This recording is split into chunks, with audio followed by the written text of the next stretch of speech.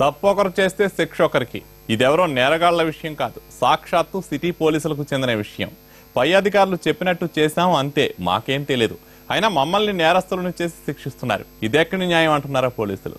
చేయమని చెప్పేది వాళ్లే, శిక్షలు వేసేది వాళ్లేనా అంటూ వాపోతున్నారు. తమ ఆవేదన ఎవరికి చెప్పుకోలేక లోపల కుమిలిపోతున్నారు. డిపార్ట్మెంట్లో ఎందుకు ఇలా జరుగుతోంది?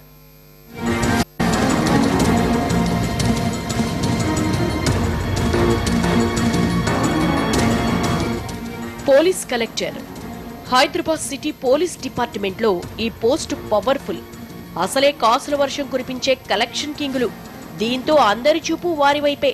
కింది స్థాయి అధికారుల నుంచి పెద్ద బాసుల దాకా అంతా తమపైనే ఆధారపడటంతో పోలీస్ కలెక్టర్లు ఆడిందే ఆట, పాడిందే పాట. Law and order, traffic police station లో వీళ్లు చేసేదే చట్టం, చెప్పిందే వేదం. డైలీ, మంత్లీ మామూళ్ల వ్యవస్థ సర్వం వీళ్ల చేతుల్లోనే ఉంటుంది. స్టేషన్ ఇన్ఛార్జీలు సైతం ఈ కలెక్టర్ల చేతుల్లో కీలుబొమ్మలే.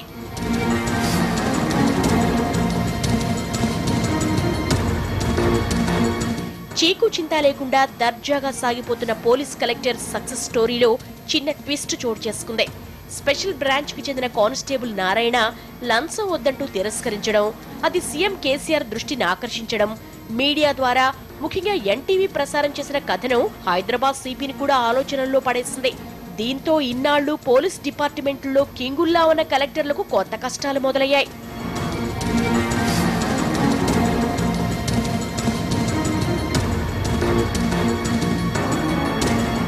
డిపార్ట్మెంట్లో ప్రతి ఒక్కరిని నారాయణ లాంటి కానిస్టేబుల్లా తయారు చేయాల్సిందేనని కఠిన నిర్ణయం తీసుకున్నారు city commissioner Mahender Reddy. Police boss గా ఆలోచన రావడమే ఆలస్యం.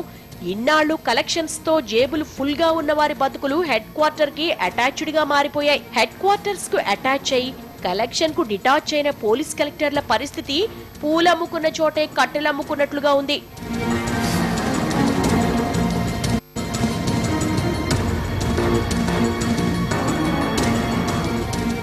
ఎవరో జ్వాలను రగిలించారు, వేరెవరో దానికి బలి అయ్యారని విషాద గీతికలు ఆలపించాల్సిన పరిస్థితి.